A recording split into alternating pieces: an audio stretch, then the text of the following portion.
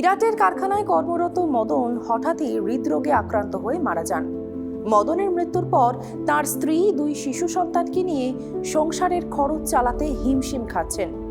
কয়েকদিন পর তাদের এই পরিস্থিতি দেখে এক প্রতিবেশী জানান, মদন নিশ্চয়ই কর্মক্ষেত্রে প্রভিডেন্ট ফান্ডে টাকা রাখতেন, যা পিএফ নামে পরিচিত। এই পিএফ এর মাধ্যমে তার স্ত্রী এবং সন্তানরা পেনশন পাওয়ার যোগ্য হবেন।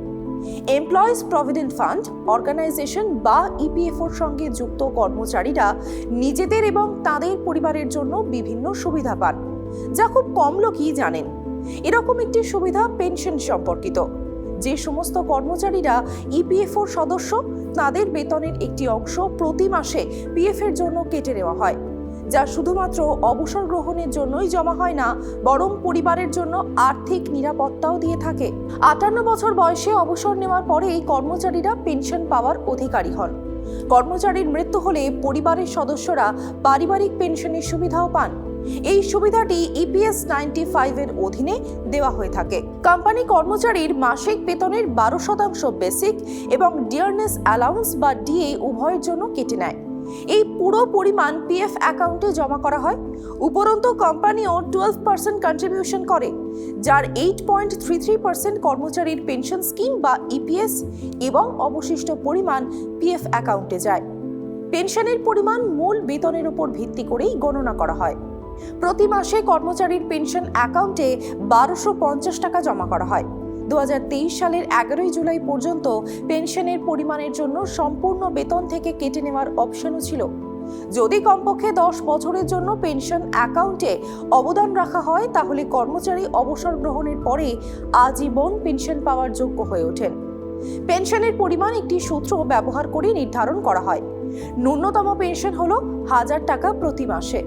ইপিএস 95 এর অধীনে পেনশনের সুবিধা শুধুমাত্র সদস্যদের জন্যই নয়, অবসর গ্রহণের আগে বা পরে কর্মচারীর মৃত্যু হলে সেই ঘটনায় স্ত্রী এবং সন্তানদের জন্য দেওয়া হয়ে থাকে।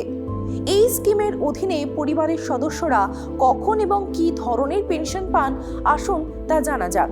ইপিএস এর অধীনে চাকরির সময় একজন কর্মচারীর মৃত্যু হলে স্ত্রী মাসিক উইডো পেনশনের জন্য যোগ্য হবেন, যা কর্মচারীর পেনশনের 50%। সর্বনিম্ন পরিমাণ 1000 টাকা। যদি কর্মচারীর কোনো নির্ভরশীল সন্তান থাকে, তাহলে 25 বছর বয়সে না পৌঁছানো পর্যন্ত তারা পেনশন পাবেন। শিশুরা প্রত্যেকে উইডো পেনশনের 25% পায়। কর্মচারীর স্ত্রী তার সারা জীবনের জন্য এই সুবিধা পাবেন। যদি বিধবা স্ত্রী পুনরায় বিয়ে করেন, তাহলে এই সুবিধা বন্ধ হয়ে যাবে। বর্তমানে মদনের পরিবার মাসিক পেনশন হিসেবে 1500 টাকা পেতে শুরু করবেন। কর্মচারীর মৃত্যুর পর যদি কর্মচারীর স্ত্রীও মারা যান, তাহলে সন্তানরা পেনশন পাওয়ার যোগ্য।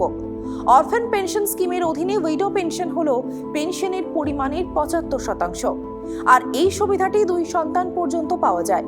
পেনশনের জন্য শিশু প্রতি সর্বনিম্ন পরিমাণ হলো 750 টাকা, আর এই সুবিধাটি 25 বছর বয়স পর্যন্ত 2 শিশুর জন্যই পাওয়া যায়। যদি কোনো শিশু বিশেষভাবে সক্ষম হয়, তাহলে তারা তাদের সারা জীবনের জন্য এই পেনশনটি পাবেন। যদি একজন কর্মচারী এখনো পর্যন্ত বিয়ে না করে থাকেন এবং চাকরির সময় কোনো কারণে মারা যান, তাহলে কর্মচারীর বাবাকে ফ্যামিলি পেনশন বেনিফিট দেওয়া হয়। বাবার অনুপস্থিতিতে কর্মচারীর মাকে তার সারা জীবনের জন্য এই সুবিধা দেওয়া হবে। এক্ষেত্রে ন্যূনতম পেনশনের পরিমাণ হবে 1000 টাকা। ইপিএস এর অধীনে ফ্যামিলি পেনশনের সুবিধা পেতে কর্মচারীর মৃত্যুর শংসাপত্র, সুবিধাভোগীর আধার কার্ড, শিশুদের ব্যাংক অ্যাকাউন্টের বিশদ তথ্য এবং শিশুদের বয়সের প্রমাণ দিতে হবে। মদনের স্ত্রীকে প্রথমে এই নথিগুলি সংগ্রহ করতে হবে, আর তারপরেই মদনের সংস্থার এইচআর বিভাগে বা ইপিএফও রিজিওনাল অফিসের মাধ্যমে তা জমা দিতে হবে। ইপিএস এর সংজ্ঞা অনুসারে পরিবারের সদস্যদের মধ্যে বাবা মা, স্বামী স্ত্রী এবং সন্তানরা অন্তর্ভুক্ত। আইনত দত্তক নেওয়া শিশুদেরও পরিবারের অংশ হিসেবে বিবেচনা করা হয়। ইপিএস এ অন্য কেউ নমিনি হলে তা বাতিল বলে গণ্য হবে।